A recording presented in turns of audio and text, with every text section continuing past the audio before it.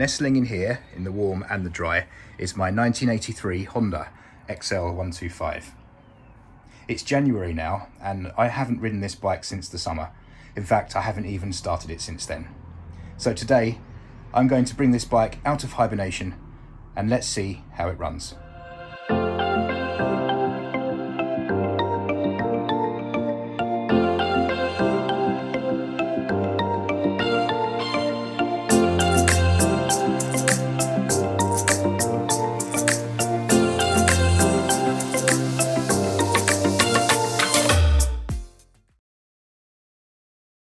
Trying to manhandle this bike out of its winter home is always an absolute handful. The fuel in this bike is very old, so I'm using this pedal pump to draw the fuel out of the tank.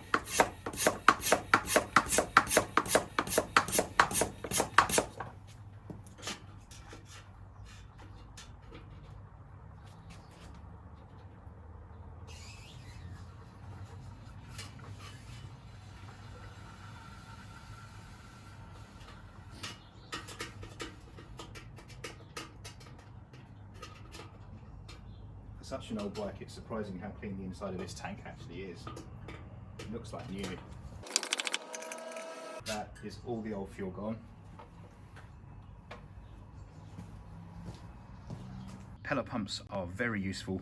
This particular one holds 6 litres, which is really good for engine oil changes, drawing out fuel or just brake fluid, anything you need it for really. And I bought this when I used to own smart cars because they didn't have a sump drain plug, and this was really handy for oil changes. I'm just going to put a small amount of fuel in this bike, and also some of this fuel fit, which is a product from Briggs & Stratton, who make lawnmower engines. This should keep the fuel safe for the rest of the winter and prevent it from going bad.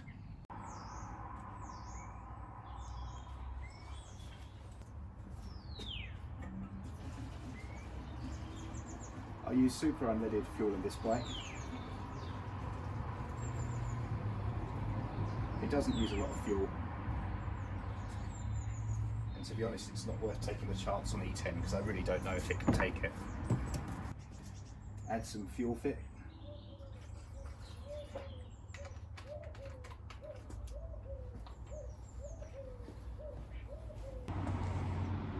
Now, let's see if it runs.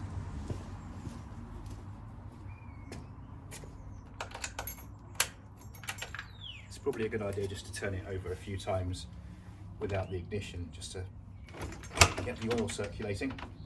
Turn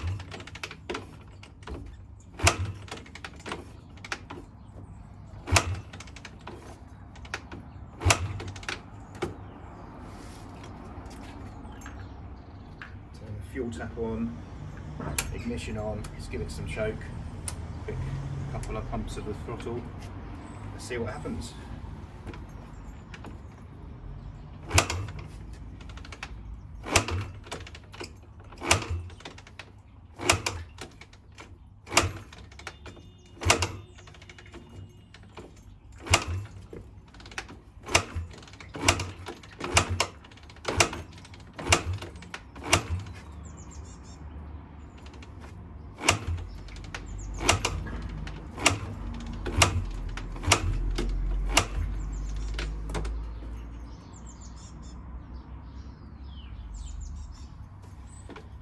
Not firing at all at the moment. It does not seem interested in running right now.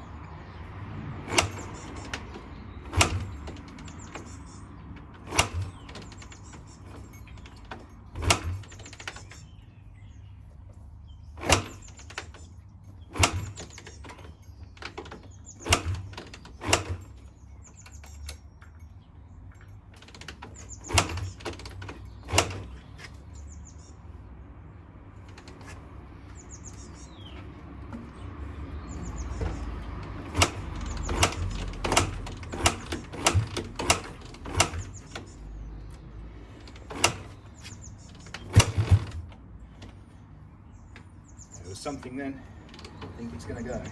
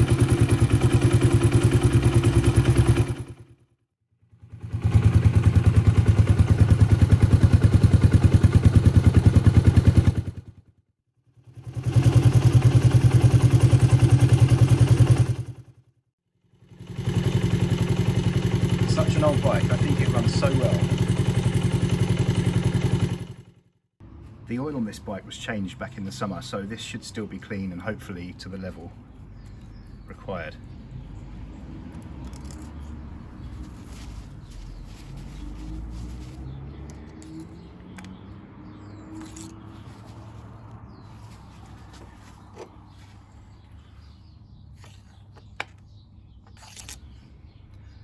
Halfway between minimum and maximum, and it has been running, so I'm happy with that.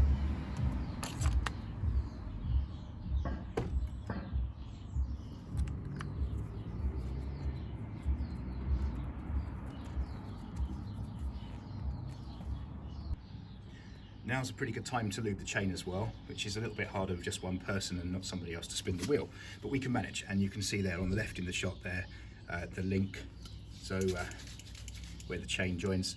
If we start from there and work our way around, we'll know when we've done it all.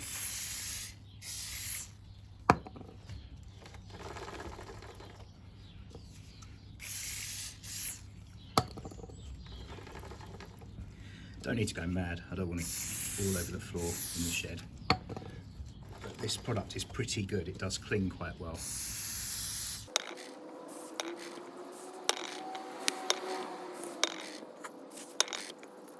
And here we are back to the link. I should do the same on the other side of the chain. I'll do that off camera. It's not particularly exciting. It's really unusual for a bike this age to still have its data stickers on it like this.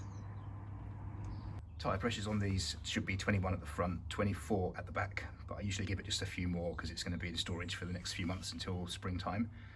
Prevents flat spots on tyres.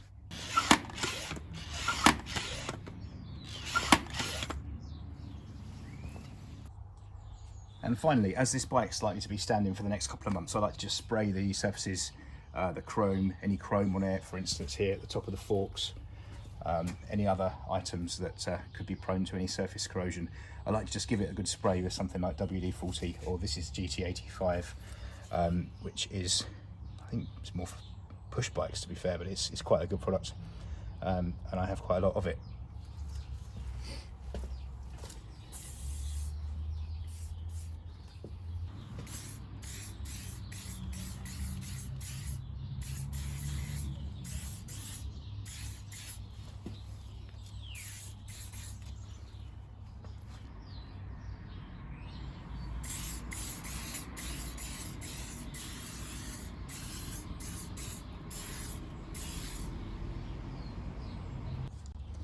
So just time to give it a final wipe down, wipe off any loose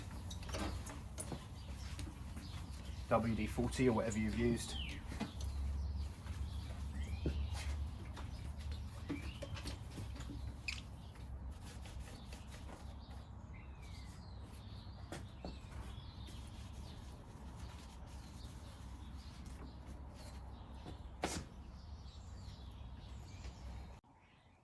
And here it is back in its home for the next couple of months. It's very difficult to get it in here without an assistant, so there was certainly no chance of filming that. It involved some very undignified poses, but I didn't drop it, which is good. I hope you've enjoyed this video. Please like and subscribe if you want to see more. Thank you and goodbye.